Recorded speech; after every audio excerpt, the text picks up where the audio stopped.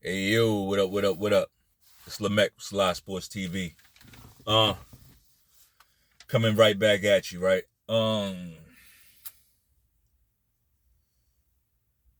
What's going on with the ERROL Spence and Terrence Crawford fight? What's happening with that? I know I just did the video the other day, and I'm all like, yeah, we getting this fight. It's the fight everybody wanted to see, and it is. It really is the fight that literally everybody want to see, right? Everybody want to see this fight. King Charles probably want to see this fight. Joe Biden probably want to see this fight. Trump definitely want to see this fight. Queen Elizabeth probably wish she wanted to see the fight. She did. She wanted to see these niggas fight. She did. But still, we're here. It's like the never ending story, right? I'm gonna give you my unbiased opinion. Okay. Now, my unbiased people, like when a lot of these YouTube cocksuckers get on their shows and they start talking unbiased, what they mean is that they're gonna when these other channels talk, what they mean is that they are going to pretty much brush all the facts, everything that we know aside, and race to the middle, right? So they can appear to be objective. Objective to them means neutral, always being in the middle of everything.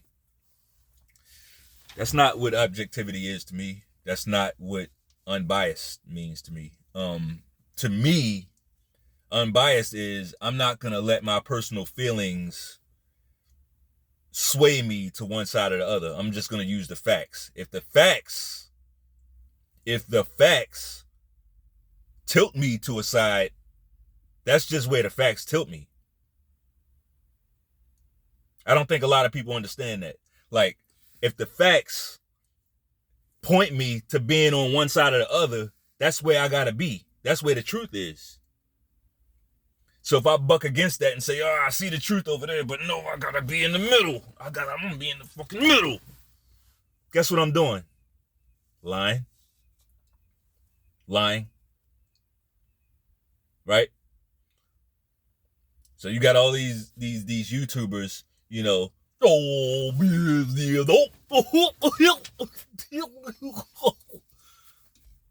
racing to the middle.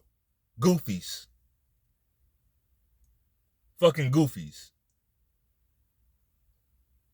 Just to be in the middle. And I get it. Like, they want all the fans. They're trying to impress you all. I'm not trying to impress you all. I don't give a fuck what you think. You're going to get a real take. You're going to get me over here. I don't really... It's fine. Anything else would be stressful to me. Because now it's too much. Like, I'm coming here, this is therapeutic for me. I keep saying that. This is therapeutic for me. So what keeps it therapeutic is me being able to express myself. I'm not here trying to express your thoughts. Right? So I'm saying all that to say, I'm going to go where the facts lead me. And so be it with the rest. Right? Whatever happens, happens.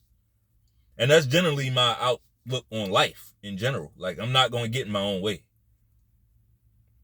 You know, I'll back up. You got to back up, let people play themselves out or play themselves in. You know what I mean? So, yeah.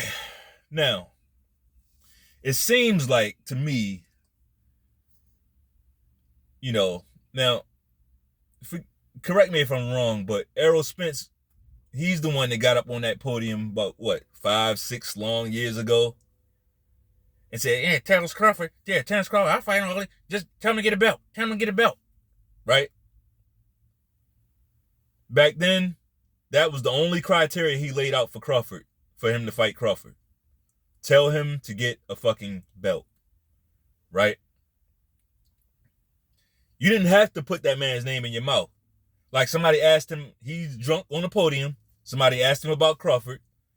All he had to do was say, hey, I think he's a great fighter, and, you know, Hey, I wish him the best. You could have said that. You could have said that. But he chose to get up there and pop off.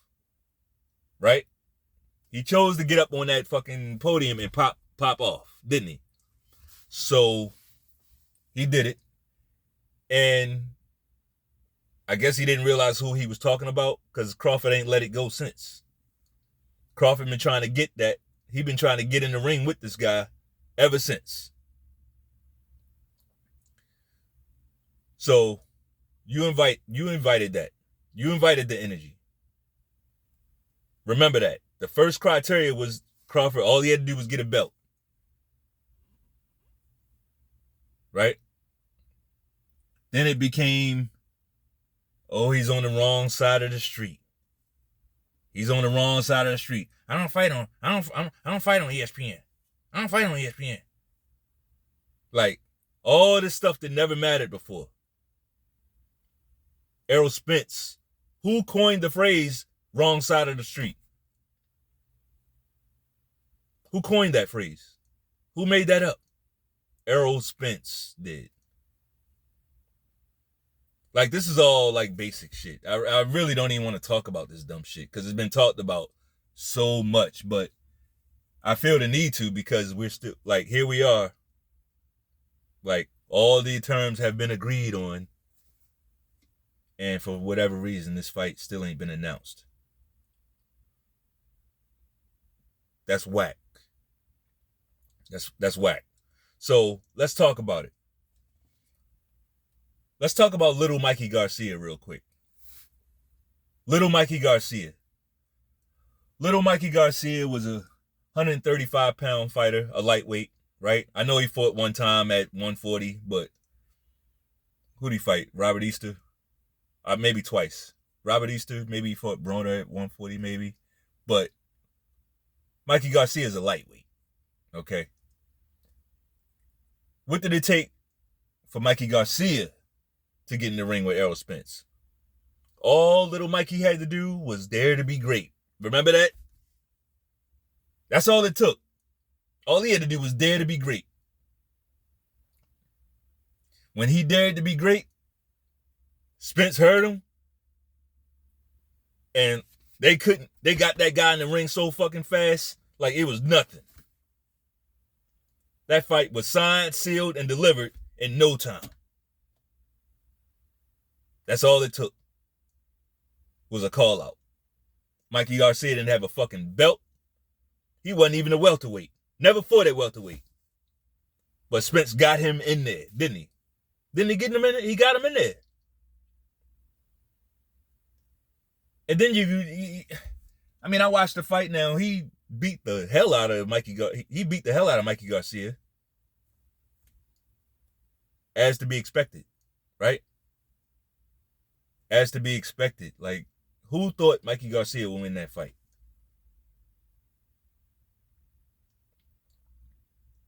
Like, nobody that knows shit about boxing thought that Mikey Garcia would win that fight. And that ain't taking nothing away from Mikey Garcia. He's a good counterpuncher. Good guy. Well, he was. I don't know about now, But Mikey Garcia at that point, he was great. He was a good fighter. I won't say great. He was good, though. He was very good. He was a champion at several weights. Right? This little lightweight in the ring with no problem and still didn't even stop him. Like, he threw so many punches. Like, Mikey Garcia was shell-shocked. Mikey Garcia didn't even want, he didn't want to throw a punch. He didn't even throw punches, and he couldn't even get that little dude out of there. And he ended up getting countered hard a couple times late. Like, it kind of made him, and I'm talking about Spence. Spence tried to put his foot on the gas a couple times later on in that fight and got countered hard, and then he backed off. He backed off for this little dude and coasted to an easy victory against Mikey Garcia. Right? No broken orbital bones. No broken orbital bones. No knockdowns. Right? Garcia ain't never touched the canvas in that fight. Never. he was eating his punches.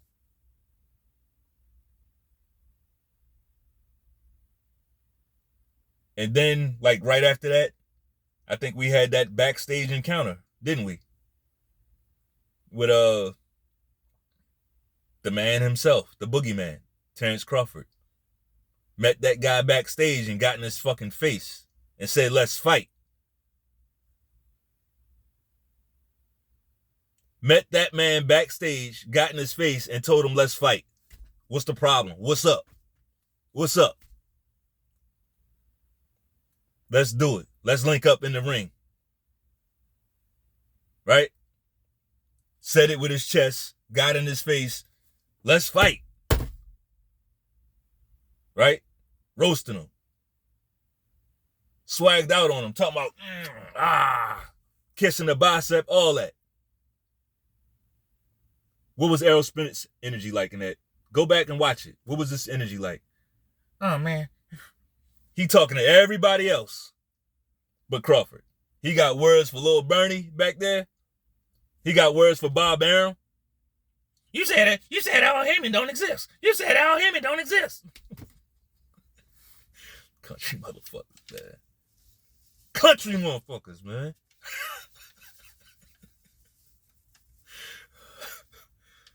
Saying all the wrong shit. Meanwhile, this dude, you talking to everybody else, and then you gonna say some slick shit.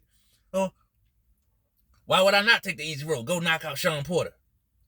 Who says that to another boxer? You're both boxers, and you talking about taking the easy route by fighting another guy. You backing out. What are we talking about here? If any of you approach me and say, "Let's fight," we're gonna fight. Now, I may win, you may win, but we're gonna fight, bruh.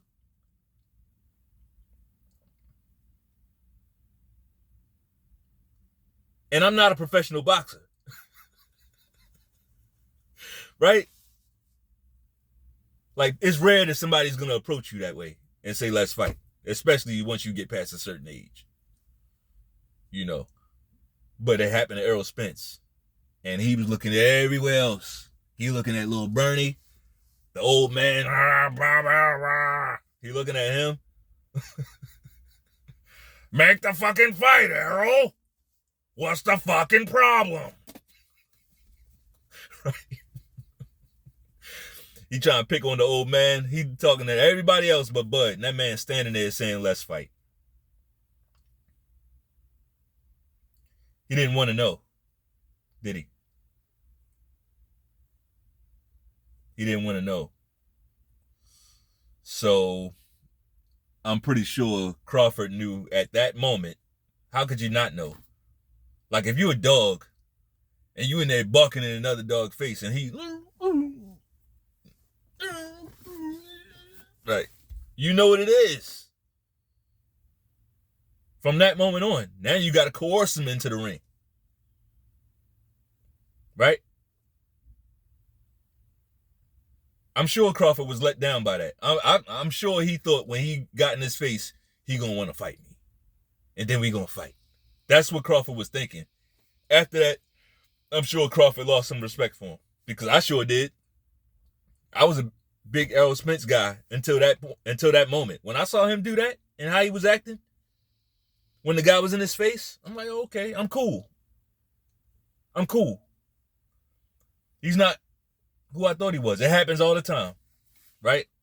Sometimes you think somebody is somebody, but they're not. They're not really that. They're not really that person. So then we had the Sean Porter fight. Great fucking fight, by the way. Sean Porter fight, the Sean Porter Errol Spence fight, great fight. Right? That was one of the best fights of that year, if not the best fight of that year. I can't really remember all the fights that year, but yeah, that was a great fight.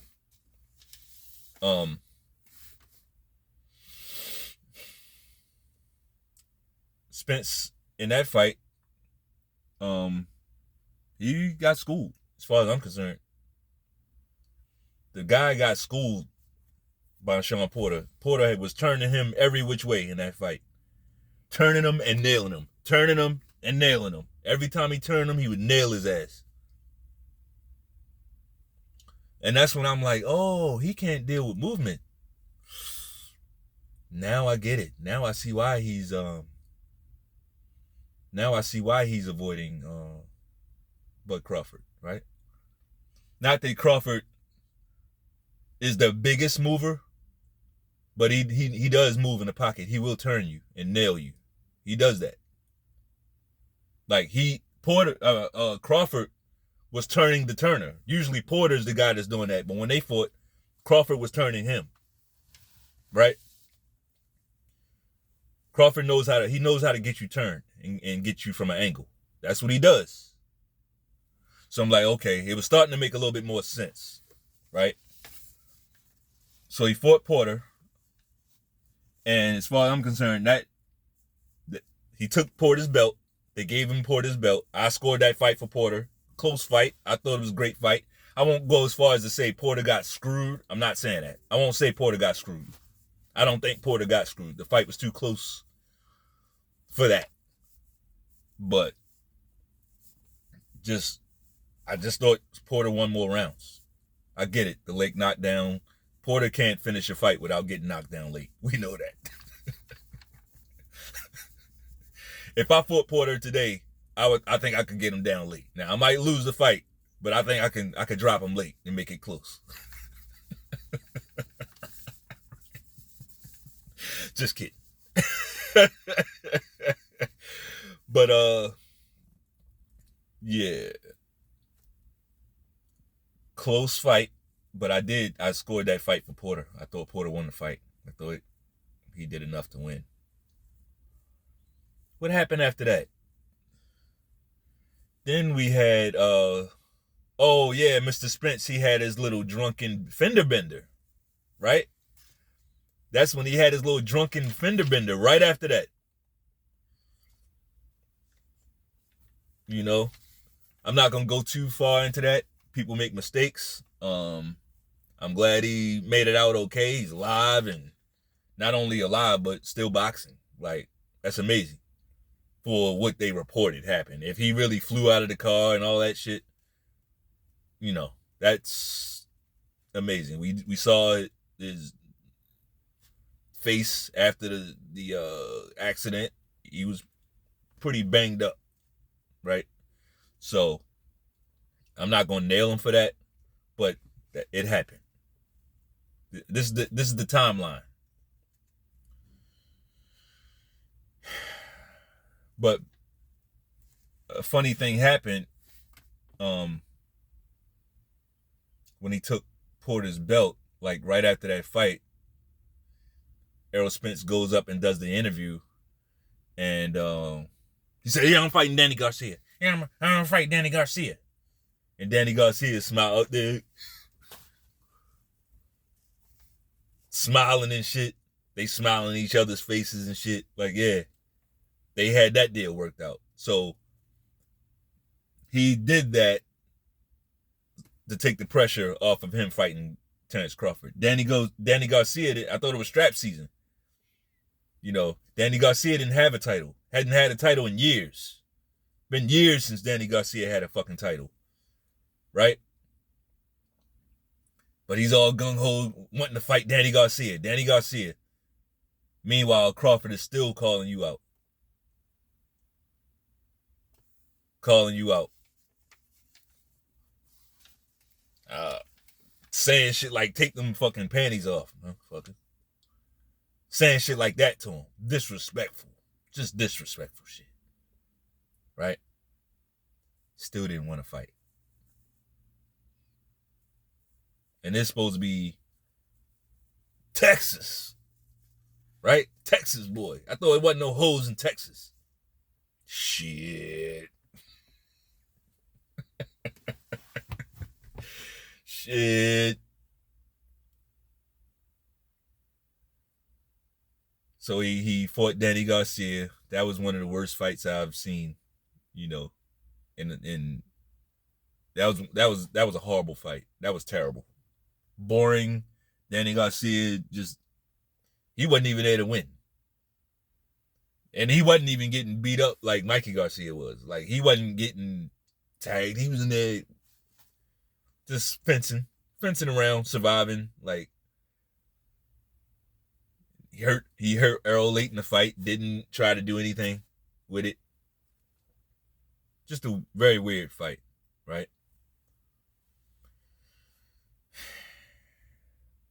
And then we had the Manny Pacquiao fight that was supposed to happen, right? It was supposed to be big Errol Spence versus Manny Pacquiao. Yeah, I want to fight Manny Pacquiao, right? And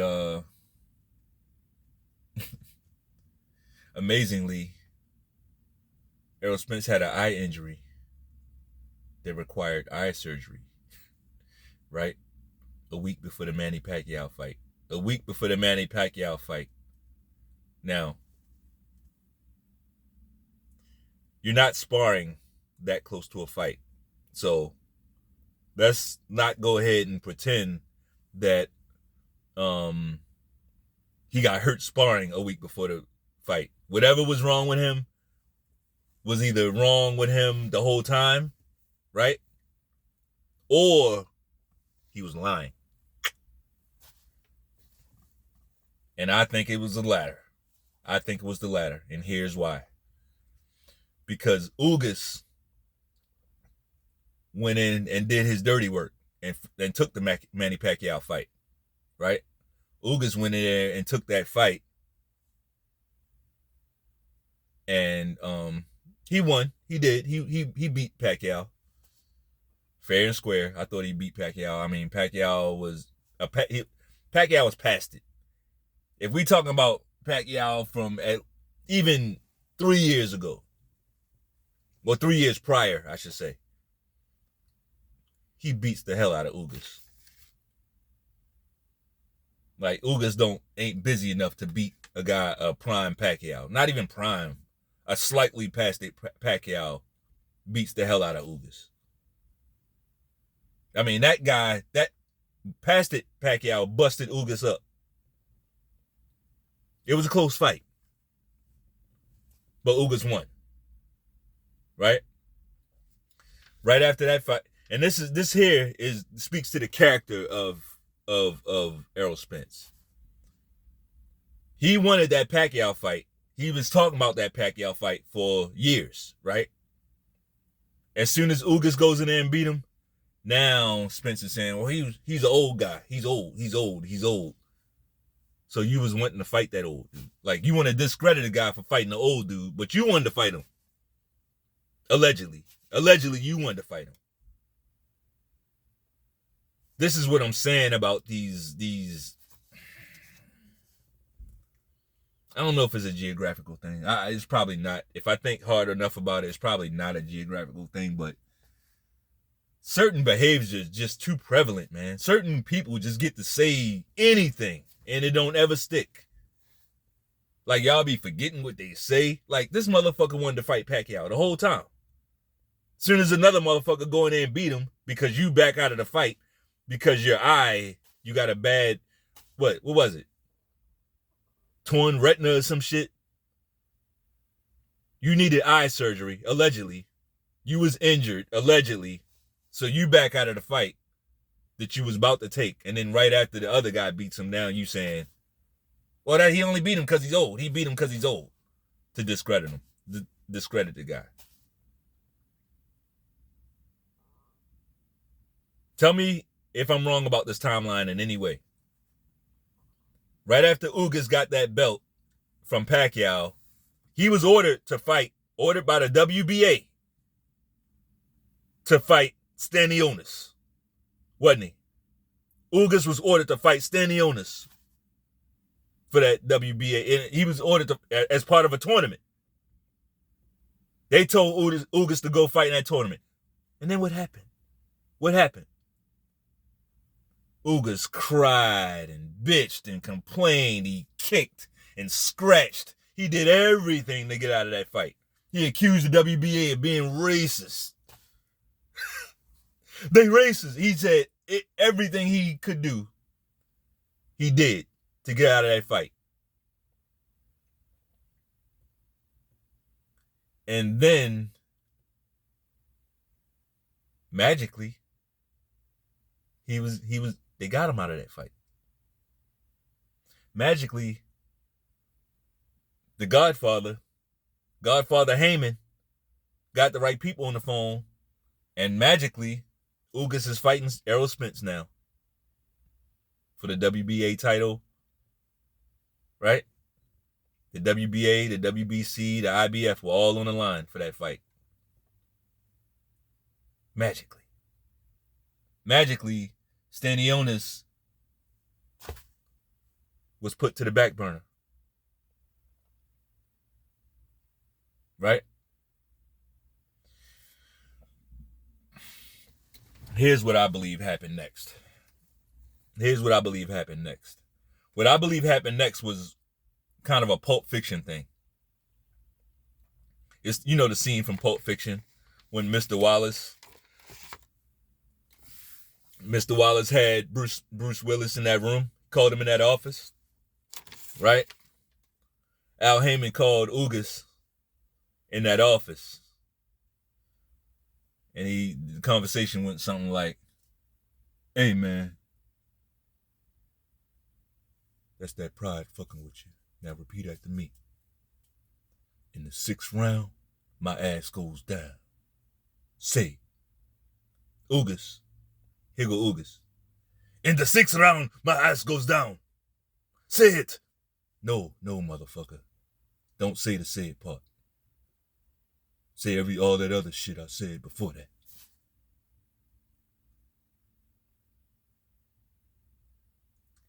And then you watch that fucking fight. Watch that fucking fight. Now, Ugas landed something heavy, hot and heavy on Errol Spence. Had him all in the ropes, tangled up, all in the fucking ropes and shit. And you can see Ugas back. He didn't take a step forward. He took a step back after that. He didn't jump on him. He laid off of him after that. Something in his mind went off like, whoa, what am I doing? He didn't do it like Bruce Willis did. You know what Ugas started doing?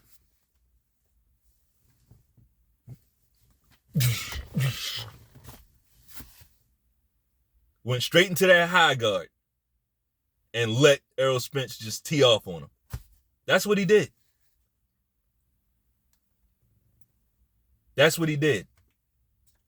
And now, Ugas is over here, $10 million richer with his whole... He probably got his whole Cuban family over here. I'm sure Al Heyman did some things for him. I'm not reporting that. I just know how these things work. One hand wash the other. If a fight looks weird, it's because some weird shit happened.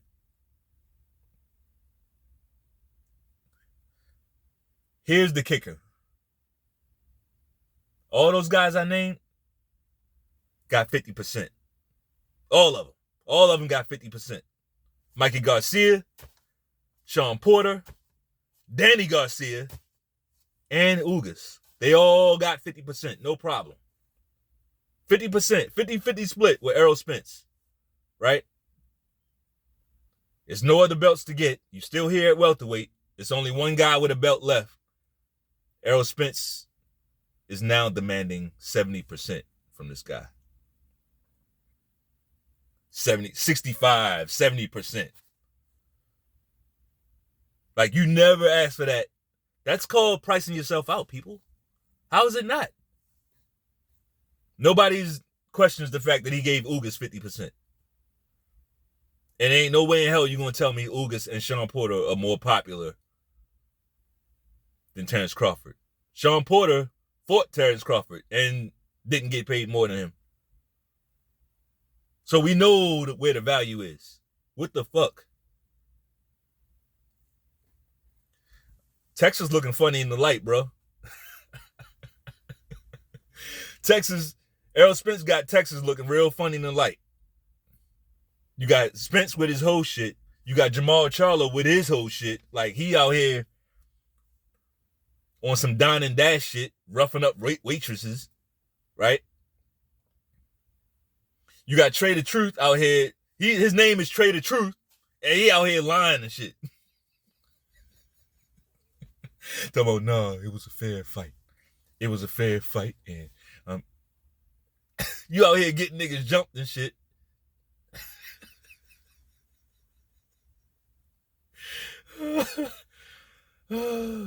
You got the leader of the trolling 60s, Charleston White.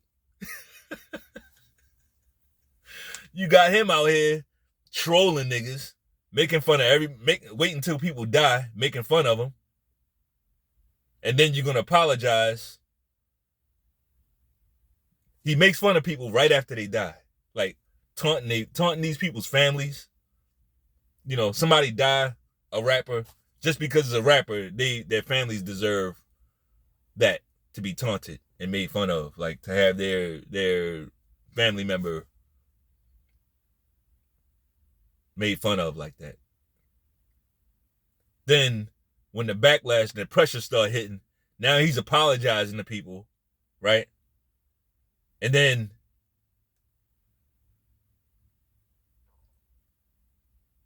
after you get upset and say something that you probably shouldn't say online to him, he called the police on you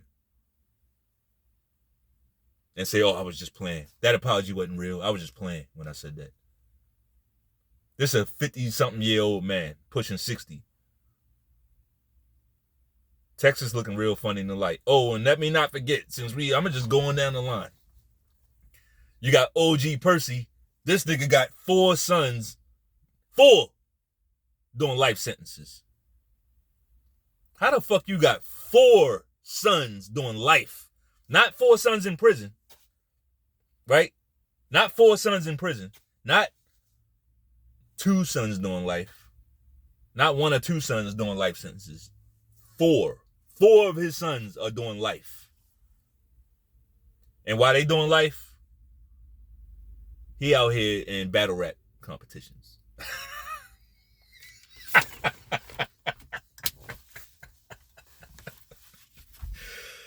Texas, man, they got some shit in y'all water, man. Stop drinking that water, bruh.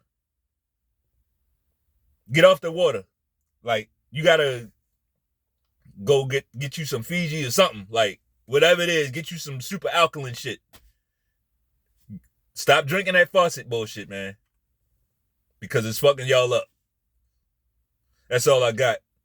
If you appreciate the video, if you like the video, go ahead and just tear out the like button's retina. Just make sure, just hit the like button. Peace.